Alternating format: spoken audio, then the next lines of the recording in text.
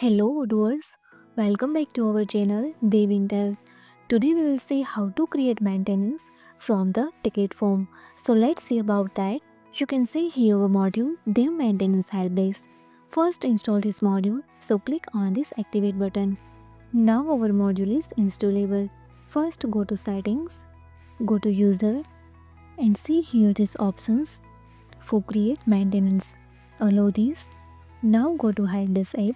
Go to tickets, go to anyone and see here this button for create maintenance. Now click on and equipment. Schedule date is 15. Give priority. Let's save. So see here your maintenance request is created. I want to create one more. So again click on this create. Equipment is at your laptop. Schedule date is 12. Set priority and save. So see here. Now total display is 2. Now click on and display here your request is created. Now open this and see here and also display for create tickets. Now click on view and again see here. If you found this helpful, do it like, share and subscribe.